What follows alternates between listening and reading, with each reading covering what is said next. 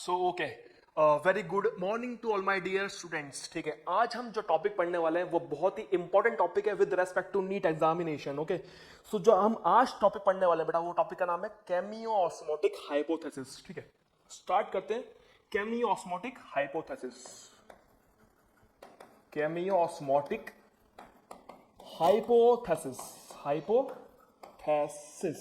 Okay, तो सबसे पहला जो बेटा हमने वर्ड लिखा है केमियो ऑस्मोटिक हाइपोथेसिस, इसको हम एक्सप्लेन करेंगे। ओके, तो केमियो मींस केमिकल, और वो कौन सा केमिकल होगा? वो प्रोटॉन की हम बात कर रहे हैं, that is H plus ions की हम बात कर रहे हैं।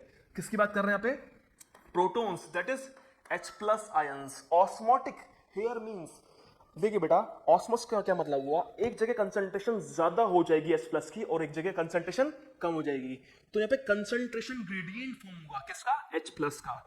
तो ऑस्मोस का क्या मीनिंग यहाँ पे? Concentration gradient, concentration gradient. Okay, और ये हाइपोथेसिस, ये एक बात है जो कि दी थी एक साइंटिस्ट ने, जिसका नाम है यहाँ पे पीटर मिचेल। एक हाइपोथेसिस है बेटा जो कि गिवन बाय, किसने दी थी बेटा? बताइए फास्ट। गिवन बाय एक साइंटिस्ट जिसका नाम है Peter Mitchell. Okay, Peter Mitchell in year 1961। हम कब की बात कर रहे हैं? बहुत पुरानी बात है, इन ईयर 1961। अब बेटा हम ये टॉपिक क्यों पढ़ रहे हैं? ये टॉपिक बहुत इंपॉर्टेंट है विद रेस्पेक्ट टू एक्सप्लेनेशन। और वो किस चीज का एक्सप्लेनेशन है? कि कैसे एटीपी बनते हैं। ठीक है, how ATP is getting formed, simple. ठीक है, क्या बड़ा सिग्निफिकेंस हुआ इसका? How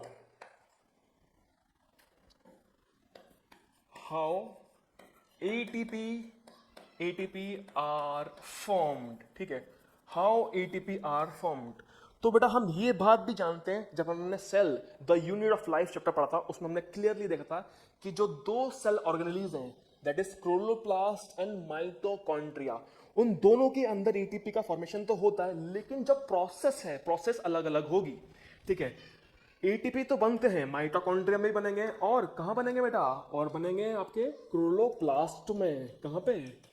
mitochondria, mitochondria and chloroplast. Okay, लेकिन प्रोसेस जो दोनों में बनने की वो थोड़ी डिफरेंट होगी। यस और नो? बिल्कुल डिफरेंट होगी। जो माइटोकॉन्ड्रिया है, माइटोकॉन्ड्रिया के अंदर एक सिस्टम, इसको बोलते हैं इलेक्ट्रॉन ट्रांसपोर्ट सिस्टम, ईटीएस, या फिर इलेक्ट्रॉन ट्रांसपोर्ट चेन। ठीक है, यहां पे माइटोकॉन्ड्रिया में जो इनर माइटोकॉन्ड्रियन मेम्ब्रेन है, उस प्रोसेस में ईटीएस के थ्रू एटीपी बनेगा। जबकि जो क्लोरोप्लास्ट है बेटा, क्लोरोप्लास्ट में एटीपी बनते हैं with the help of a process known as photophosphorylation. क्या बोलते हैं? फोटोफॉस्फोराइलेशन। ठीक है बेटा, ये बहुत इंपॉर्टेंट टर्म है जो मैंने यहां पे लिखा है, photophosphorylation. Photo means light and phosphorylation here means production of ATP. किसका प्रोडक्शन बेटा? यहाँ पे एटीपी का production. Okay, photo here means light, मतलब लाइट एनर्जी। ठीक है, एनर्जी की हम बात कर रहे हैं यहाँ पे, और आगे हम किसकी बात कर रहे हैं यहाँ पे? Phosphorylation, that means production of ATP. तो लाइट की प्रेजेंस में, लाइट की हेल्प से यहाँ पे क्या प्रोड्यूस हो रहा है? बहुत बढ़िया, सही है, एटीपी प्रोड्यूस हो रहा है। और ये प्रोसेस कहां चल रहा होगा? क्लोरोप्लास्ट में चल रहा होगा। तो चलते हैं आगे हमारे टॉपिक की तरफ। अब सीखेंगे कि कैसे क्लोरोप्लास्ट में एटीपी का फॉर्मेशन होता है। ठीक है, चल रहे हैं आगे। ओके, अब देखिए बेटा, हमारे पास एक पेड़ है, एक सुंदर सा पेड़ है। ठीक है, इसकी रूट्स होंगी, स्टेम होगा, और कैनोपी होगी, कैनोपी में लीव्स होंगी। यस और नो? बताइए बेटा फास्ट। लीव्स होंगी, और लीव्स में जो सेल्स मिलते हैं, लीव्स में जो सेल्स मिलते हैं उनको क्या कहते हैं? बता दीजिए फटाफट से। जो लीव्स में प्लांट की सेल्स मिलते हैं उनको क्या कहते हैं? उनको बोलते हैं मीजोफिल सेल्स। क्या बोलते हैं? Mesophyll cells. क्या बोलेंगे बेटा? Mesophyll cells. यस और नो? अब बेटा जो मीजोफिल सेल्स हैं, मीजोफिल सेल के अंदर एक डेडिकेटेड क्लोरोप्लास्ट, एक खास सेल ऑर्गेनली होता है, इसको हम बोलते हैं क्लोरोप्लास्ट। क्या बोलते हैं? यस और नो? क्या क्लियर हो रहा है सारी चीजें? उनको बोलते हैं क्लोरोप्लास्ट। क्लोरोप्लास्ट में कैसे एटीपी का फॉर्मेशन होता है हम इसको कंटिन्यू करेंगे और समझेंगे यहाँ पे। क्लोरोप्लास्ट जो कि डबल मेम्ब्रेन स्ट्रक्चर है, कैसा बेटा? डबल मेम्ब्रेन स्ट्रक्चर है, डबल मेम्ब्रेन स्ट्रक्चर है। इसके साथ साथ ये सेमी ऑटोनोमस सेल ऑर्गेनेली भी है। ये क्या है बेटा? यहाँ पे semi autonomous cell organelle, that means ये अपने प्रोटीन खुद फॉर्मेशन कर सकता है क्योंकि इसके पास खुद का, ठीक है, सर्कुलर डीएनए, यस और नो, इसका खुद के पास डीएनए और खुद का ही राइबोसोम है। जब खुद का राइबोसोम और खुद का डीएनए होगा तो प्रोटीन का सिंथेसिस बहुत ही इजीली कर लेगा, इसलिए हम इसको क्या बोलते हैं पे? Semi autonomous cell organelles. Mitochondria भी सेमी ऑटोनोमस सेल ऑर्गेनेली है। सेम जो क्लोरोप्लास्ट है हमारे पास वो भी कैसा है यहाँ पे? Semi autonomous cell organelle. Okay, अब एक बार थोड़ा सा ब्रीफली हम इसका स्ट्रक्चर को स्टडी करते हैं। जो क्लोरोप्लास्ट है उसके अंदर का स्ट्रक्चर होता कैसा है? ओके, सबसे पहली बात, जो क्लोरोप्लास्ट होता है बेटा, जो क्लोरोप्लास्ट होगा उसमें डबल मेम्ब्रेन होगा, ठीक है। जो क्लोरोप्लास्ट है वो कैसा है यहाँ पे? क्लोरोप्लास्ट कैसा है यहाँ पे? डबल मेम्ब्रेन स्ट्रक्चर है। ओके, ये आउटर मेम्ब्रेन होगी और ये इनर मेम्ब्रेन होगी। जो क्लोरोप्लास्ट के अंदर की स्पेस होती है, जो अंदर का यहाँ पे मटेरियल है, जो स्पेस है, इसको हम बोलते हैं यहाँ पे स्ट्रोमा। क्या बोलते हैं? स्ट्रोमा बोलते हैं। ओके, किसकी माँ है? ये स्ट्रॉ की माँ है, स्ट्रोमा। ओके, अब आगे, just give me a minute. इसके अंदर हमें flat disc shape sac like structure देखने को मिलते हैं। क्या मिलते हैं बेटा? Flat disc shape sac like structure, जिसको हम बोलते हैं थाइलाकॉइड। थाइलाकॉइड की ही कहानी है सारी यहाँ पे। ओके, किसकी कहानी है? थाइलाकॉइड की कहानी है। और एक को हम क्या बोलेंगे यहाँ पे? थाइलाकॉइड बोलेंगे। क्या बोलेंगे बेटा? थाइलाकॉइड। जबकि यहाँ पे हमें बहुत सारे थाइलाकॉइड दिखते हैं, एक के ऊपर एक अरेंज होते हैं। जो स्ट्रक्चर ये फॉर्म कर लेंगे अरेंजिंग से, इसको हम बोलेंगे यहाँ पे क्या? क्या बोलेंगे बेटा? This is called granum. क्या बोलेंगे? ग्रेनम बोलेंगे इनको, ग्रेनम बोलेंगे। और बहुत सारे ग्रेनम मिलकर क्या बना लेंगे? ग्रेना बना लेंगे। और जो बीच में स्ट्रक्चर दिख रहा है आपको, ये स्ट्रोमा लैमेली है। क्या है बेटा? स्ट्रोमा लैमेली है, यस और नो? जिसमें मैंने आपको पढ़ा था पहले, इसमें PS1 चलता है, फोटो सिस्टम 1 चलता है इसमें। That means only ATP will be getting formed in this system. जो सिस्टम PS1 वाला है, जिसमें P700 जिसको हम बोलते हैं, उसमें केवल और केवल क्या बनेगा? उसमें ATP ही बनेगा। ओके, अब हमें समझना क्या है यहाँ पे? केमियोस्मोटिक हाइपोथेसिस से जो इलेक्ट्रॉन ट्रांसपोर्ट होता है उससे ATP के बनने का प्रोसेस, ठीक है।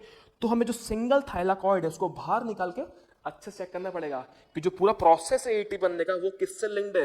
वो कनेक्टेड है बेटा यहाँ पे थाइलाकॉइड मेम्ब्रेन से। ओके, तो एक थाइलाकॉइड मेम्ब्रेन को हम बाहर निकाल के चेक करते हैं नेक्स्ट स्लाइड पे, ठीक है। ये बेटा आपके पास ये क्या है यहाँ पे? Thylakoid membrane. Okay, just give me a minute. ये बेटा आपको जो स्ट्रक्चर दिख रहा है, ये स्ट्रक्चर किसका है? आप बोलेंगे यहाँ पे थाइलाकॉइड मेम्ब्रेन का स्ट्रक्चर है। किसका स्ट्रक्चर है? Thylakoid membrane. अब थाइलाकॉइड मेम्ब्रेन में हम ये बात जानते हैं कि थाइलाकॉइड मेम्ब्रेन है, इसमें बहुत सारे पिगमेंट एसोसिएटेड होते हैं, ठीक है, जैसे फोटोसिस्टम 1, फोटोसिस्टम 2। ये क्या है? थाइलाकॉइड मेम्ब्रेन है। क्या है बेटा? ये thylakoid membrane. Okay, what is this? This is thylakoid membrane. ये क्या बेटा? थाइलाकॉइड मेम्ब्रेन है। यस और नो? बता दीजिए फटाफट से मुझे कि आपको क्लियर हो रहा है, समझ में आ रहा है सारी चीजें। ओके, मैंने आपको पहले ही बताया कि जो थाइलाकॉइड मेम्ब्रेन है यहाँ पे बहुत सारे पिगमेंट एसोसिएटेड होते हैं, जैसे कि PS1 और PS2। इसके अलावा मतलब बहुत सारे कैरियर्स, इलेक्ट्रॉन कैरियर्स भी होते हैं, समझते हैं उनको। ओके, अब इधर देखिए यहाँ पे, इधर मान लीजिए ये फोटोसिस्टम 2 है, ठीक है, फोटोसिस्टम 2 है। और इसके जस्ट अपोजिट में इसके सामने क्या मिलेगा? फोटोसिस्टम 1। यहाँ पे क्या है? फोटोसिस्टम 1। और ये कौन सा फोटोसिस्टम है? ये फोटोसिस्टम 2 है, PS2। इसके बीच बीच में यहाँ पे बहुत सारे कैरियर इलेक्ट्रॉन मॉलिक्यूल्स मिलेंगे। ओके, स्टार्ट करते हैं बेटा हमारा प्रोसेस पूरा ETS का। ETS in the thylakoid membrane. ये सूरज देवता है जिससे अल्टीमेट सोर्स निकल रहा है एनर्जी का, ठीक है, अल्टीमेट सोर्स निकल रहा है एनर्जी का। और ये फॉल हो रहा है कहाँ पे? पत्ते पे, ठीक है, लीफ पे फॉल हो रही है सनलाइट। पत्ते के अंदर मीजोफिल सेल्स होते हैं। मीजोफिल सेल्स के अंदर क्लोरोप्लास्ट और क्लोरोप्लास्ट के अंदर ये नन्हे मुन्ने से structure that is known as thylakoids. अब थाइलाकॉइड की जो मेम्ब्रेन है वहां पे फोटोसिस्टम एसोसिएट होते हैं। ये बेटा फोटोसिस्टम क्या होते हैं ये मैंने आपको एक्सप्लेन करा है पहले। There is nothing but pigments, group of pigments, photosystem. Okay, अब ध्यान दीजिए जो फोटोसिस्टम 2 है इसको हम P680 भी बोलते हैं, यस और नो? बता दीजिए फटाफट से चैट सेक्शन में। जो PS2 है, PS2 को हम P680 भी बोलते हैं, यस और नो? बिल्कुल बोलते हैं P680, क्योंकि जो क्लोरोफिल ए मॉलिक्यूल है इसमें, जो चीफ पिगमेंट मॉलिक्यूल है, वो मैक्सिमम सनलाइट को एब्जॉर्ब करता है एट 680 नैनोमीटर पे। किस पे? 680 नैनोमीटर पे लाइट को एब्जॉर्ब करेगा और इलेक्ट्रॉन को एक्साइट करवा देगा। ओके, यस और नो? जो क्लोरोफिल मॉलिक्यूल होगा वहां से इलेक्ट्रॉन एक्साइट होगा after taking energy from the sunlight, yes और नो? आगे देखिए बेटा, जब फोटोसिस्टम 2 से इलेक्ट्रॉन एक्साइट हो रहा है तो उसको लेने के लिए कौन है? उसको लेने के लिए प्राइमरी इलेक्ट्रॉन एक्सेप्टर है, दैट इज फियोफाइटिन। कोई आपसे पूछ ले कि प्राइमरी इलेक्ट्रॉन एक्सेप्टर कौन है PS2 का, तो आप क्या बोलेंगे? यहाँ पे फियोफाइटिन है। ओके, फियोफाइटिन, फियोफाइटिन जो कि एक इलेक्ट्रॉन कैरियर है, वो इलेक्ट्रॉन को ले भी लेगा और आगे पास भी करवा देगा। ठीक है, यस और नो? बेटा किसके पास पहुंच जाएगी? ठीक है, प्लास्टोक्विनोन के पास। और प्लास्टोक्विनोन एक्चुअल में इलेक्ट्रॉन तो ले लेगा, इलेक्ट्रॉन लेने के साथ साथ वो प्रोटॉन्स, जो स्ट्रोमा में प्रोटॉन्स है वो भी ले लेगा। ध्यान दीजिए यहां पे बात, जो ये स्ट्रोमा साइड है, ये कौन सी साइड है? Stroma side. स्ट्रोमा साइड में present H plus protons, H plus science protons को कौन ले लेगा? प्लास्टोक्विनोन ले लेगा। और प्लास्टोक्विनोन ऑलरेडी नेगेटिव चार्ज है क्योंकि उसने इलेक्ट्रॉन्स लिए किससे? फियोफाइटिन से। किससे लिए इलेक्ट्रॉन्स? फियोफाइटिन से। अब प्लास्टोक्विनोन नेगेटिव चार्ज है तो वो पॉजिटिवली चार्ज प्रोटॉन्स ले लेगा और किस में चेंज हो जाएगा? वो चेंज हो जाएगा बेटा प्लास्टोक्विनोल में, PqS2 में। ठीक है, प्लास्टोक्विनोल में चेंज हो गया। वो कौन? प्लास्टोक्विनोन। पहले कीटोन था, बाद में क्या बन चुका है? बाद में बन चुका है आपका plastoquinol. Just give me a minute, इसको सही करते हैं अपन फटाफट से। PS2 और ये P680, PS1 और ये P700। जो फियोफाइटिन है जो कि प्राइमरी इलेक्ट्रॉन एक्सेप्टर है यहाँ पे, किसका? प्राइमरी इलेक्ट्रॉन एक्सेप्टर है किसका? PS2 का। वो इलेक्ट्रॉन ले लेगा और बन जाएगा क्या? प्लास्टोक्विनोन को दे देगा। प्लास्टोक्विनोन इलेक्ट्रॉन लेने के पास किसको दे देगा? यहाँ पे प्लास्टोक्विनोल को। प्लास्टोक्विनोल PqS2 बन गया। अब बेटा देख यहाँ पे जो प्लास्टोक्विनोन है वो दो फंक्शन करता है यहाँ पे। दो फंक्शन कौन से? यहाँ पे जो प्रोटॉन्स हैं, प्रोटॉन्स को बंद कर देगा इनटू द ल्यूमेन। ये जो अंदर की स्पेस दिख रही है आपको, जो अंदर की स्पेस दिख रही है, इसको हम क्या बोलते हैं यहाँ पे? इसको हम बोलते हैं ल्यूमेन। जो थाइलाकॉइड के अंदर की फ्री स्पेस है इसको क्या बोलते हैं? इसको हम ल्यूमेन बोलते हैं। क्या बोलते हैं बेटा? ल्यूमेन बोलते हैं। अब ये PqS2 अपने प्रोटॉन्स को पंप कर देगा इनटू द ल्यूमेन। कहां पंप करेगा? Into lumen.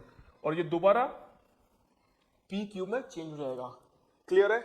अब देखिए बेटा, जो प्लास्टोक्विनोन रिडक्शन के बाद प्लास्टोक्विनोल में कन्वर्ट हो गया था, ये दोबारा प्रोटॉन्स जैसे हाइड्रोजन को पंप कर देगा ल्यूमेन में और किस में कन्वर्ट हो जाएगा? पे प्लास्टोक्विनोन में कन्वर्ट हो जाएगा। अब ध्यान दीजिए बेटा, इलेक्ट्रॉन्स तो लेकिन आगे पास होते रहेंगे। इलेक्ट्रॉन्स आगे पास होंगे प्लास्टोक्विनोन से किसके पास? That is the cytochrome B6F complex के पास। किसके पास? साइटोक्रोम B6F कॉम्प्लेक्स के पास। साइटोक्रोम B6F कॉम्प्लेक्स के पास पहुंच जाएंगे ये। ठीक है, ये इलेक्ट्रॉन्स को आगे पास करेगा फर्दर।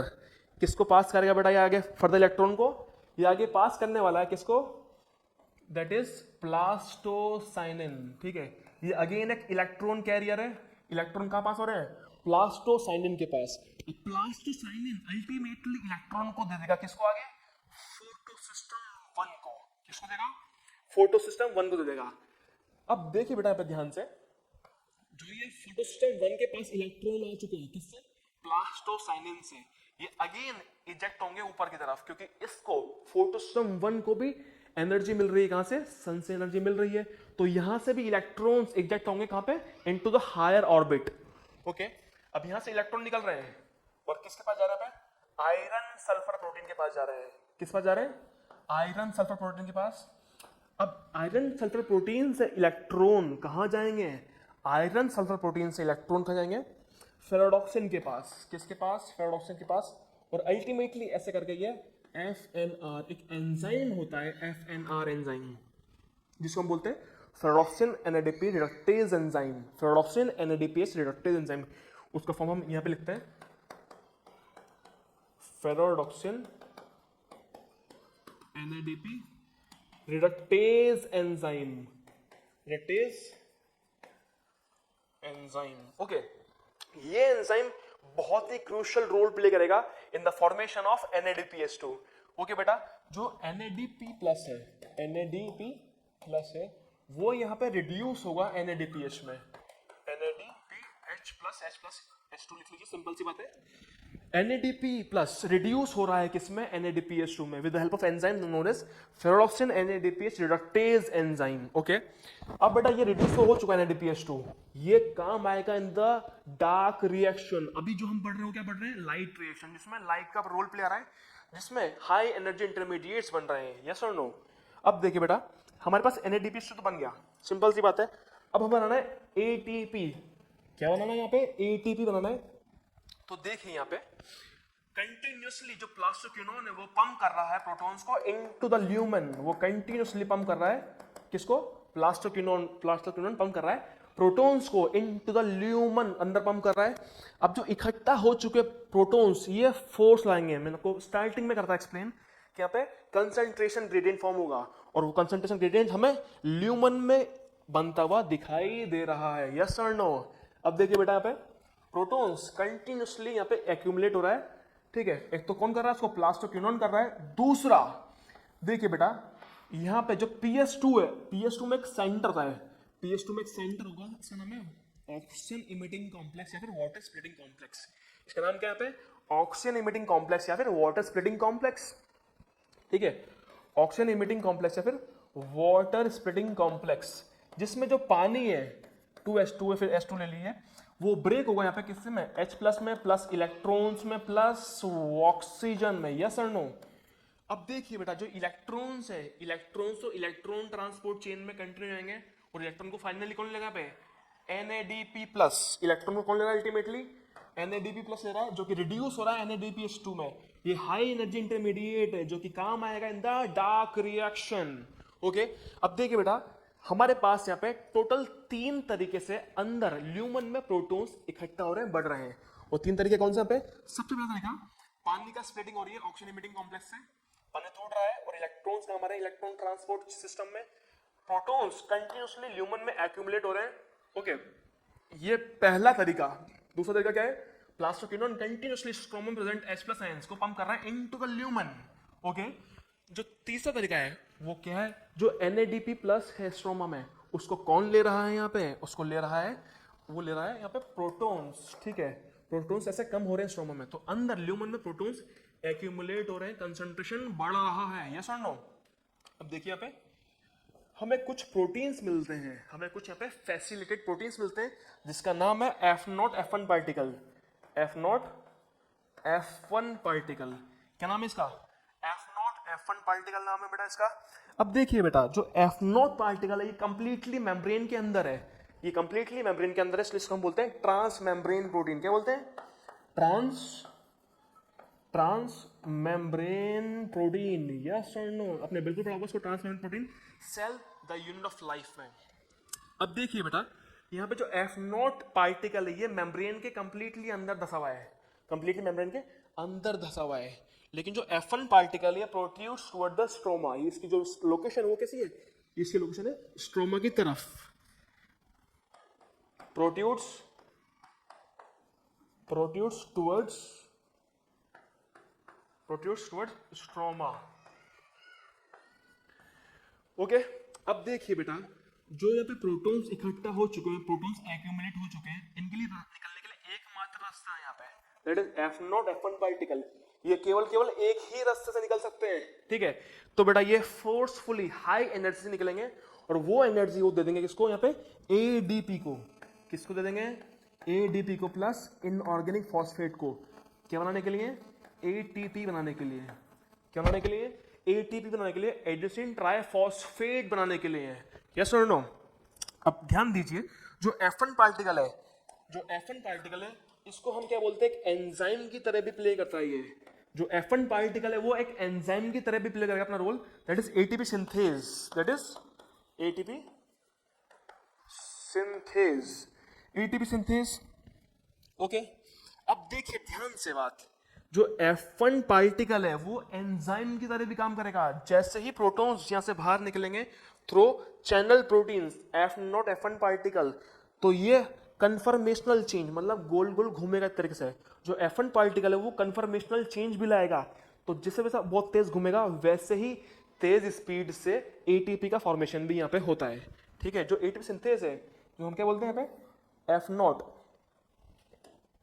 ठीक है, F1 पार्टिकल यहाँ कन्फर्मेशनल चेंज, कन्फर्मेशनल चेंज भी लाएगा, क्या लाएगा, कन्फर्मेशनल चेंज लाएगा, बहुत तेज से घूमेगा, जिसकी हेल्प से यहाँ पे क्या होगा, एटीपी का फॉर्मेशन होगा। अब ध्यान दीजिए बेटा, जो ये ट्रांस मेम्ब्रेन प्रोटीन है जिसको हम बोला है F0 पार्टिकल, इसको हम CF0 पार्टिकल भी बोलते हैं। C क्यों? क्योंकि ये क्लोरोप्लास्ट के अंदर है।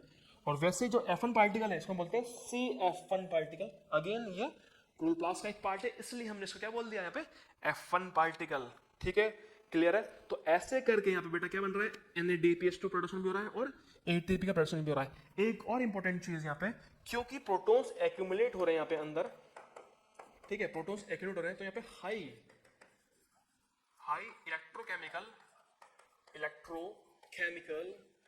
Electrochemical potential gradient, high electrochemical potential gradient form हो रहा है। ठीक है, ये कंप्लीटली मैंने आपको एक्सप्लेन कर दिया एनसीईआरटी के अकॉर्डिंग। ठीक है, अगर आपको कुछ भी डाउट हो तो आप फटाफट से कमेंट कर सकते हैं in the comment section below. ठीक है, thank you, have a nice day.